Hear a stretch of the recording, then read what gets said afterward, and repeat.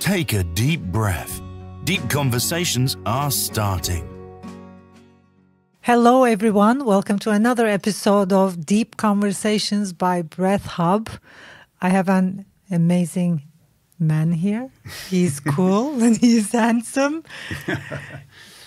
Okay, I'll let you introduce yourself because this is how it goes, and then we'll dive deep. Well, hello, and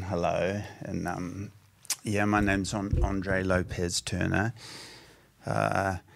What could I introduce myself as? I'm in the Breath Hub community and very grateful for that. I have a sports science degree and a psychology degree. I've worked in the humanities for 18 years, youth work, criminal justice, group work therapy with mainly recovering addicts who are criminally minded in the criminal justice system inside and outside of prison. I've written a few books. I do the odd podcast. I have my own kind of burgeoning company called Body, Breath and Mind. I want to work on the body, the breath and the mind. I'm from New Zealand, Aotearoa, New Zealand, which is the Māori name for New Zealand. I've done a lot. I'm not a big self-promoter. That's probably the hardest question you would ask me. What else? I did restorative justice facilitation in the New Zealand criminal justice system, but I didn't practice it, but I qualified in it. I would actually love to hear more about that. Like, how does someone get involved with that work? Because I think we're all, I think with our past journeys and with our own original story, we kind of like get, attracted to certain kind of people. So what was the thing that drew you there, your attention and forward towards there? Yeah, it's a good question. I mean, I think apart from, on a cultural level, being a New Zealander, self-promotion is not a big one on that one. So what drew me into working with people, drugs and alcohol, youth work, criminal justice, and restorative justice, which I trained in but didn't actually do because I left the country. What did it for me, I think, is wanting to be useful. So that purpose idea, I hear that you're very strong about, wanting to be useful, make a difference with people in communities, impoverished, disadvantaged, and injustice. So I'm very lucky in the sense I come from a mother who was what you could call a strong, radical feminist. So that kind of would have unconsciously played out for me. My dad, who was a poet laureate and also into massive green issues to this day, has an NGO. So that would have had an effect on me. An auntie who's a Sikh woman who was the mayor of our city for 9 years, and during her 9-year tenure, half of it I was just a hedonistic, dumb, sort of try-hard surfing student. So I should have been more. But that, I woke up to the world and its injustices after I'd left university, actually, because of recessions and what's kind of happening here. So these kind of things, I think, play out. My uncles, international sportsmen, but always interested in social justice issues. So I think when that happens, you sort of, you kind of get shaped unconsciously and consciously, but maybe it's also me. So that drew me into, working with and for people, I guess. Initially, as I kind of was really into sport, because in New Zealand everyone wants to be an All Black rugby player, and a netball player. Okay. Right? Yeah. And, you know, I think you would really like that idea of, you know, men, guys, boys go. The netball team is very big, like it's on like TV, it's live and that kind of thing. Those two journeys, you want to be a rugby player, a netball player, or a cricketer, and then you realise that you don't have certain capabilities to get you there. I play quite a high level of cricket, but anyway. So these kind of things. Is that sort of a kind of a roundabout answer? Nice. So you're kind of like you grew up in an environment which is very humanistic, I would say, and that led you into caring for him. And what I see in the story is all about, I think, I'm also a strong believer that we are all breath workers and teachers, people who very much care for humanity, because it's not an easy task. It's not an easy job. I mean, like especially, your thing being interested in supporting criminals, and it's not an easy task. It's like, it's not a path everyone chooses. Like it needs a huge human side, and also a huge heart and dedication and. Yeah, definitely. I mean, I can identify with the sort of the light level of substance abuse that you do. Well, we did as teenagers in our early 20s. So that drew me to the drug and alcohol work. Then alongside I did a paper in Māoridom. In university, a Māori paper, just one, but I always had a strong affinity, with the Māori people, and unfortunately, they've suffered through colonialism and things like that, I guess. And then you're right, New Zealand is a very, very progressive place. I think 1893, a woman had the vote, which is the first place in the world. I remember going to see that film on the suffragettes a few years ago, and I was sitting there all through this film going, this is annoying me a bit. Hang on, what's going on here? This is, about the English and Emmeline Pankhurst. I'm thinking, we did this, or they did this a long time ago. And then it came to the credits, and it went through all the countries. So there is a real progressiveness in there. Some people, the treaty that was signed between effectively the English and the indigenous people, the Māori people, it's argued over, it's fought over. It's relatively progressive, actually. It actually it says the country is yours. Yeah. I mean, there's a certain activism and Māoridom that would tear me apart on certain levels because they would hate it and say it's really, really bad. But if you look at around the world, it's progressive. We have Māori in our education system now, and these kind of things. So I think, and New Zealand went anti-nuclear in the early 80s.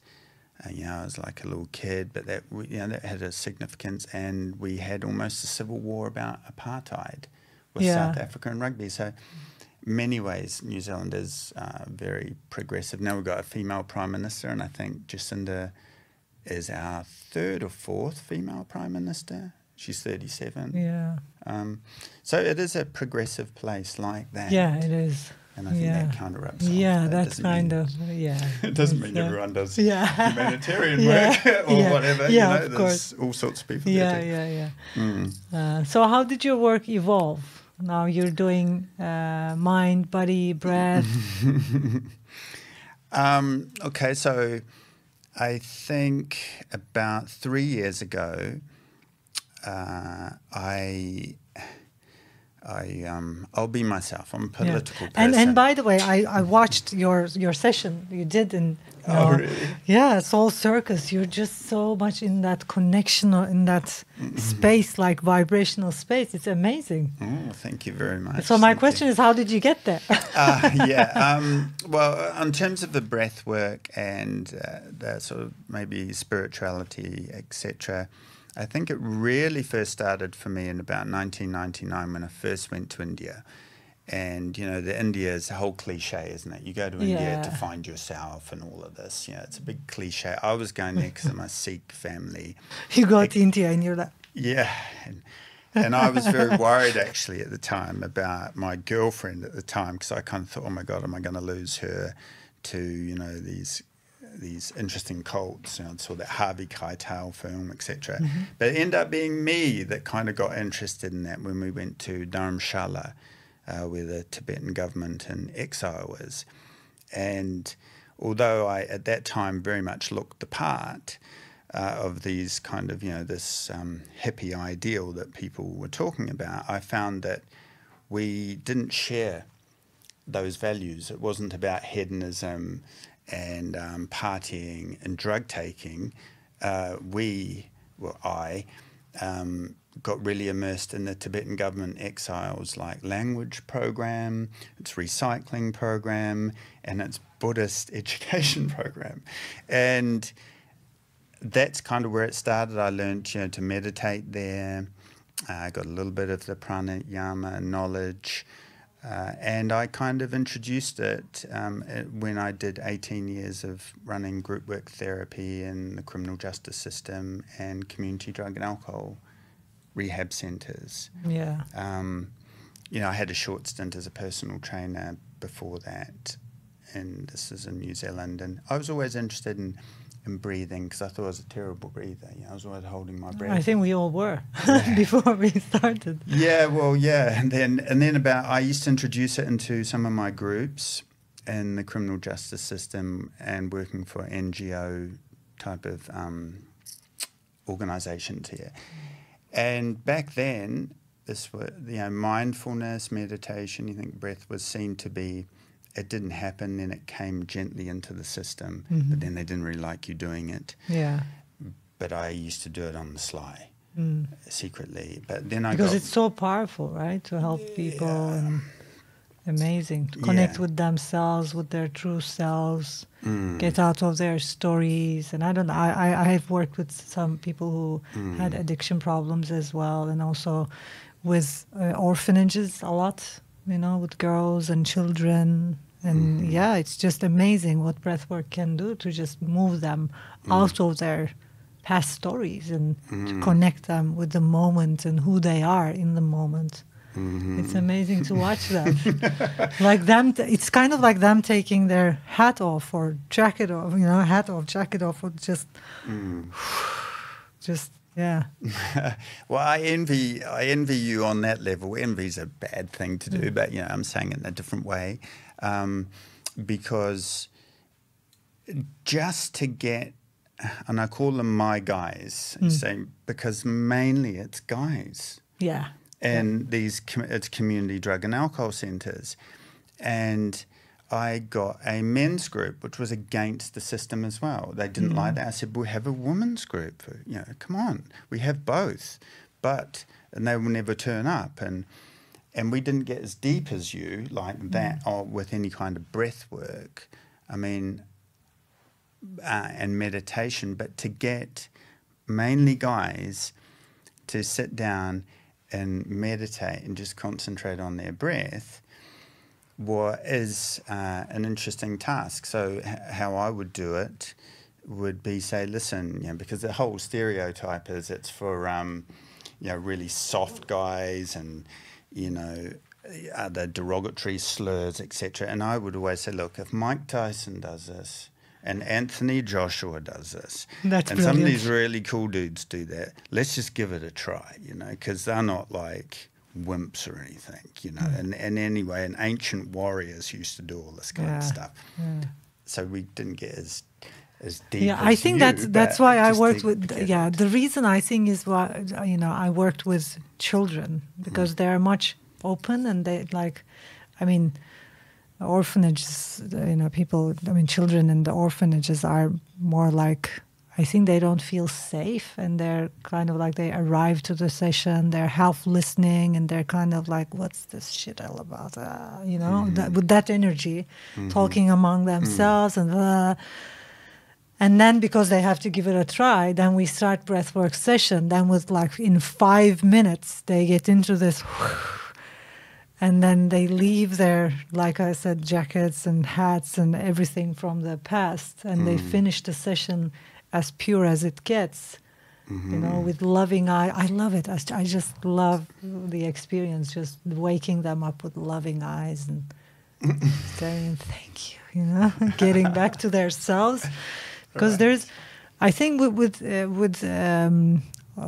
when I didn't work with any criminals, but with that, I suppose, is also the whole past story they can't leave behind.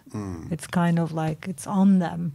And if they could, because in the moment, they are us, you know, they're just not different from any of us. It's just something they did, or, you know, if they could fully leave that in the past and connect with themselves in the moment, I think that would be such a healing, huh?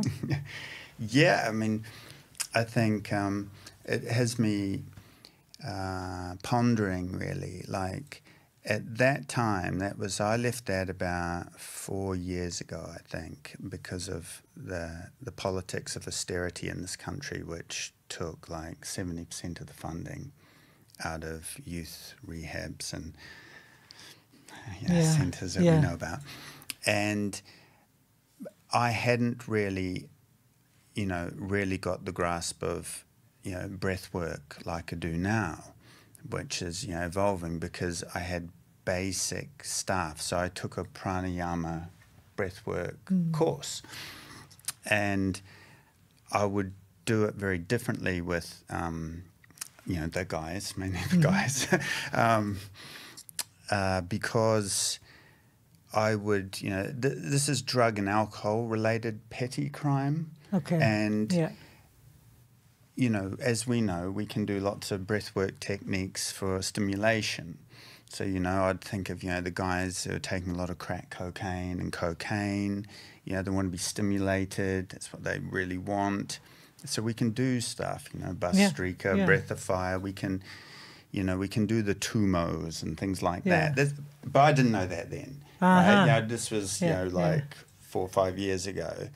I was all about just, you know, relaxation and total stuff, and now I'm thinking just live and direct, like we're doing. And then I'd be thinking, well, you know, the heroin guys, you know, they really, heroin is killing pain and trying to relax. So, you know, we could do, you know, box breathing and warrior breathing, and other kind of things that you know, I would have been a bit more effective, I think, what I'm saying. You know, back there. When you think back. Or, you know, but you're always, you know, learning and evolving and things like that, you know. But, you know, your work is more multifaceted, as I understand, with children and women. And I watched your goddess piece the other day. I was on the your Instagram. It was great. Yeah, I've been working mostly with women and children, mostly with women, because it's kind of like it is the time of the Shakti, you know. It's just the awakening of the goddess and the feminine energy. It's amazing to watch that.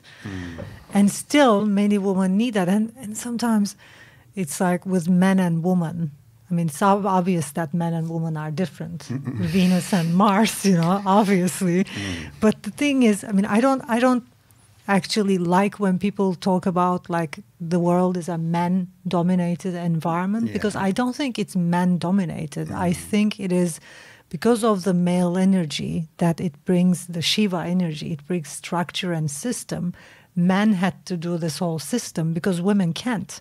Like I watch the whole politics, for example, or the economy, or I mean, it's like this is like sincerely, I hope every woman can connect with that and say that out loud. I can't even understand what these guys are after or speaking about. It's like, it's really, I mean, like the song, it's a man's world. And that's the truth, the whole system and the whole structure, and that's okay. The problem was that I think we women, instead of tuning in, stopping, and that's, I think, because of the whole war generation. After the war generation, the women were also forced to, you know, work hard and stay in action, because we forgot to stop and connect with the goddess energy, our real power, because we tried to function with man's rules and systems. That's where we got dominated. It's actually, I don't think men wanting to dominate women, because I sincerely speak with men. Men don't have that need So I haven't, I mean, that's my own journey. Even in Turkey, the east of Turkey, anywhere in the world, I didn't meet any man yet who says, I want to dominate woman, you know? They don't have that need because they already know. I mean, as a man, you would relate to that. You already know you have more physical power. You can, you know, kick a woman's ass if you wanted because she doesn't have that power. Like, why would you want to dominate her? I mean, for men, I've been interviewing men sincerely, and they're like, why would I want to dominate women? It's like, it's just, I mean, they're already like, you know, more innocent and naive, and, you know, they don't have the power we have. So it's all about women not tapping into their own power. And when I saw that many years ago, I said, I want to help women just stop trying to function with man's rules, but learn how to gain back their real power, which is the feminine power. It's not a power like man has, physical power. It's more spiritual power, you know? It's more Shakti. It's, It's really interesting. I mean, I listened to that and watched it, and I really enjoyed it, and I liked it. And as a man, it made a lot of sense. I loved when you were talking about, you know, not fighting, you know, this not fighting dynamic, and I mean, I subscribe to that too. I mean, I'm just, I had a men's group in the East End of London for about 8 years in this tenure, and it became an incredible thing. We had like 30 to 50 guys coming in every week, and, you know, the authorities were like, this can't happen, this won't happen. And we had a really vibrant women's group, and but it was a lot smaller, but that reflected the stats. And I remember, we're in this group, and you look at these guys, and they look quite intimidating, and they can be quite scary looking guys. But I always see them as like angels, right? And it was incredible what used to happen.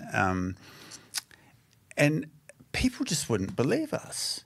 You know, they just wouldn't believe what would happen. Like, for instance, like it was a common thing. It was just a common truth that the men were all emotionally not strong, which is why they were on there, drugs and alcohol problems and criminality, right? Yeah. And guys would be like, well, I'm the hardest guy on the planet. And it'd be like, 8 of them say that, well, we've all been there, haven't we? Yeah, and we've done all this amount of time in prison, all these kind of things. But and they would say, but actually, we're just wimps. And people go, no, you're making that up. Yeah, that can't be true.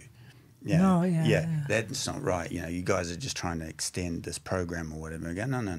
This is true. No, this is true. And then we had wonderful cross-cultural things going on, which in London's very exciting. You know, like we had 3 or 4 Somalian guys and 4 like guys that were ex-football hooligans, and they were all discussing just how pathetic they were and how violent they'd been in the past, and thankfully not towards women, but to other men and other things. And people would never believe us. So I guess in a roundabout way, I'm kind of saying that I think out there in society, there's so many things that we read about in the paper and we see on TV, and they're just not true. Yeah, we are conditioned. They are not true, yeah. And yes, men have that awful ability to be aggressive and violent, and sadly they do it to women at times, and they do it to men at times, but I don't think that's the real thing. It's on the surface. Organised boxing and organised fighting and this kind of is an outlet for that kind of stuff, but men don't want to fight each other either. That's why they really appreciate someone coming in to break them up. You know, you see a referee in football, the referee, and you know that they we like that because they don't want to fight, but then they the pride, they don't have to back down. We don't have to back down. But but the women's group used to have more fighting in it. Yeah, like with verbal fighting. And our ladies who facilitated the group used to come back, and they were kind of like hammered for the rest of the day. Well, we were too, but they were like, and I thought, well, again, they couldn't believe that the men's group was really harmonious and peaceful. But the women were fighting. And I mean, tell me if I'm wrong. I'm right or wrong. I'm sure I'm wrong. But this lady once said, well, she said it's because the men all realise that there's a few top alpha dogs and there's a couple of physical big specimens that could hurt everyone. Everyone's sort of nice and cooperates, right? And the ladies are all fighting each other about, you know, how they look and what they're wearing and this kind of stuff. And the men don't do that as much as something. And I was like, well, I'm glad that there's no fighting in our group. That's all I'm happy about. But this competition was a different kind of competition or something. Yeah, very different. I mean, with women, it's just so different. And the thing is, I mean, what I've seen, I work with men and women separately together, and so the male energy is so much structured. It's so much systematic. It's just a straight line. You know, it's just obvious. It's a straight line. You know, it doesn't have curves. It's just kind of like the whole male energy is kind of like a straight line, very structured and very like a man is a man. It's like, but a woman, and it's the Shakti energy, the feminine energy, is just this expansion, and she basically has the need to become and connect with that everything energy. So that's why there are a lot of women now getting interested in meditation, esoteric world, because it's kind of like if we don't have it all, we don't get settled. And that's our psychology. It's like for men, because you are more focused and goal-oriented, it's like you want that, and as long as you get that, you're fulfilled. Yeah. For a woman, it's kind of like this I want it all energy the whole time. You know, so that's why, like envy, I didn't meet men envying each other, but I did meet loads of women envying, because it's kind of like the energy of I want it all, like this whole, and it's okay, you know. I think being sincere about it, talking about it, and letting women understand that you want everything, that's okay. That's because of your own energy. You don't have to feel guilty about it, you know, because when a woman and man talks, a man says, you want too much, you know, you want everything and you want too much. It's kind of like, woman, don't feel guilty. Like you want everything because of that Shakti energy, because you are the goddess, because you are meant to have it all. And a man isn't like you. He just wants one thing, and when he gets it, that's done. You know?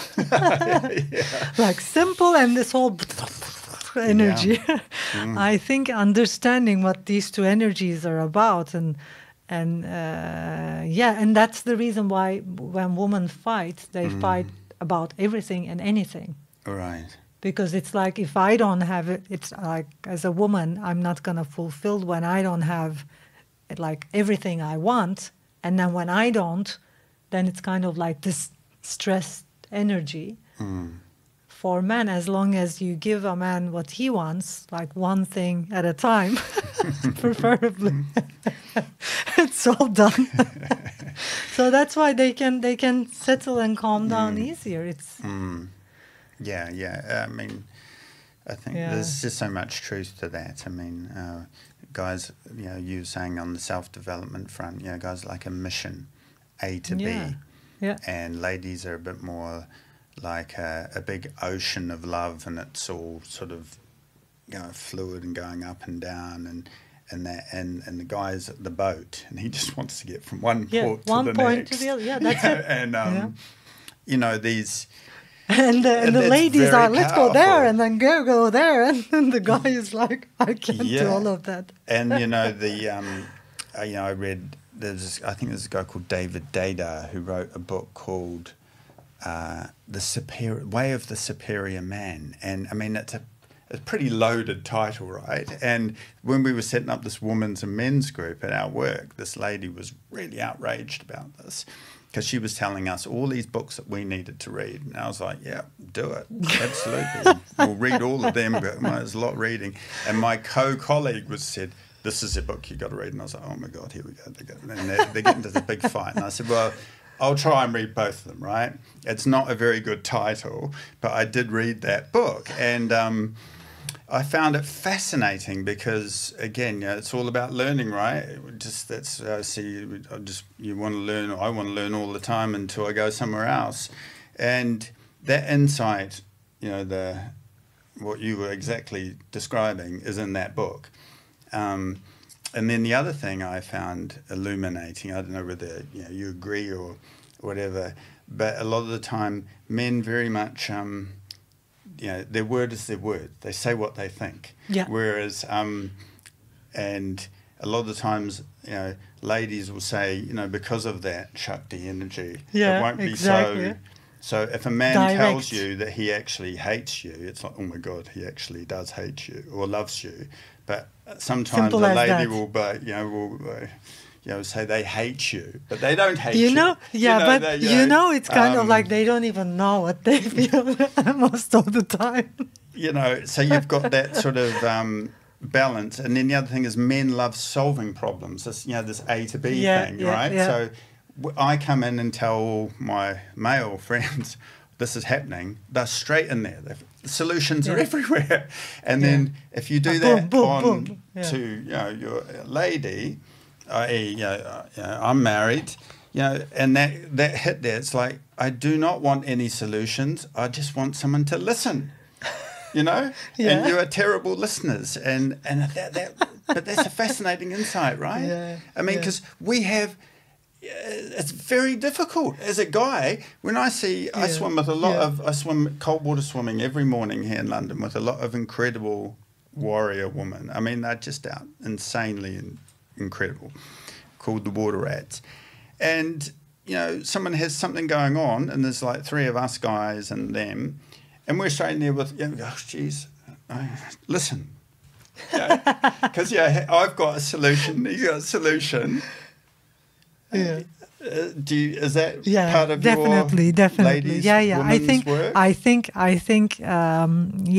That's why women are more interested right now, getting interested in sister circles. Okay. Because that's kind of like a space they can go on talking and evolving, and it's kind of like I fully connect. It's like it's kind of like men. Because of that, again, Shiva energy, which is also the crown chakra, and it's just intellectual, and it's kind of like to the point, let me say. I think men are more to the point, and women are more like over here, like an ocean of energy. When men speak, it's mostly about problem solving, or, or something needs to be done, or towards some goal. Yeah. Women speak to speak. I think that's the biggest. They speak just to speak, just to express. We must. I think understand and connect with the feminine energy is something which wants to expand the whole time, like the waves in the ocean. Like it just doesn't want to stop. It just wants to go on and expand and express. But for men, it's kind of like, I think the story goes like, I mean, if what I say is not going to solve anything, or what I say is not going to help us reach that goal, I don't say anything. Yeah. And for a woman, why are you so silent? Maybe men should just reply, because I'm a man. Oh my God, yes, it's or true. When a man says, talking to a woman says, why are you talking this much? The woman should say, because I'm a woman. You know? Why is this whole about this whole thing? You're just exaggerating it. And the woman should say, because I'm a woman, I exaggerate things. That's my thing. This is getting recorded. This could be a good idea. But it's true, And then I was just thinking, and what we're interested in, the breathing. Like, I was in a conflict the other day.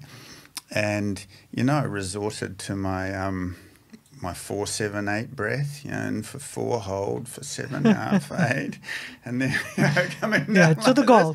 I'm like, listen, just listen for God's sake. Don't have any of these solutions. That's ridiculous, and listen, and and then what are you doing? And it got. I think it's as easy as this. I mean, once we understand these, and two breath workers and 2 people on their own journey talking about feminine and masculine energy. I think this was a great podcast, by the way. I think people will learn a lot.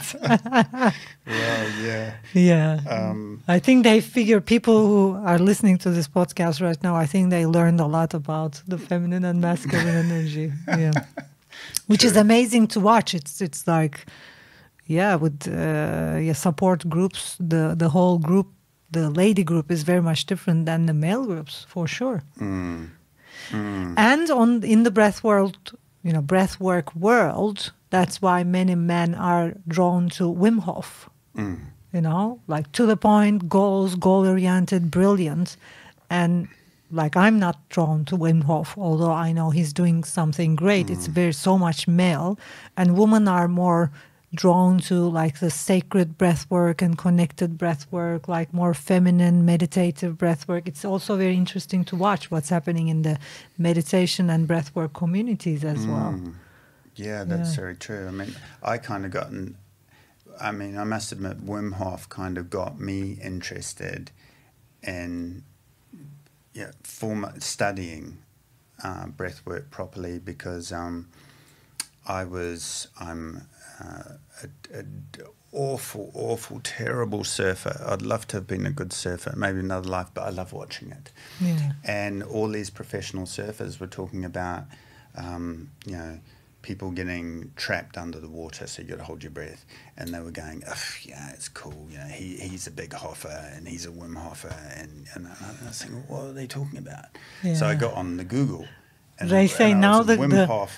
And then it was like, okay, so... Now, when they talk about Wim Hof, we had a podcast with Michael in Boston. I think he's a big Wim Hof fan, and also he's one of his trainers as well.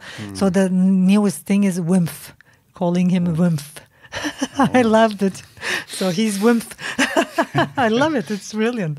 He's doing some great job. He's such a cool guy. I love watching his videos. And although I'm not into doing his thing, I think he's just, hi, Wim Hof. We're a fan of your work. He's just doing great. Thank you for all this amazing conversation. I have one last question, as you know, that's coming. So the question is, what would you like humanity to understand and to know before you die? What would you like to see happening? I know. I've always wanted to see humanity just be cooperative. Just to cooperate, and then to look after the earth that we stand upon, obviously, and so we have an economy which just extracts everything out of it rather than cares for it. But to cooperate, it's not that difficult to cooperate, And if you disagree with someone to a certain level, just agree to disagree. Don't go and bomb and fight. And, do you know? Agree to disagree and cooperate. So that would be mine. Beautiful. Let's get hand in hand. I love it. I mean, I can fully connect with that. Let's cooperate and agree to disagree and understand that we're just different and it's okay. We're all different, all unique, and that's okay. Let's agree that we're different. Let's agree that we can disagree and cooperate. I love it. Thank you. And then we breathe. And let's breathe together to get through it. When we can't and when we disagree. Instead of fighting, let's breathe. It works. It works. I think if everyone on this planet became more breath aware, more soulful and breath aware, we wouldn't have half of the problems we have today. Well, thanks to you. You're bringing Breath Hub. Very dedicated. Hopefully for a lot longer than I have at the moment. So awesome. Thank you so much. It was very nice. Thanks for listening, watching. See you in the next episode.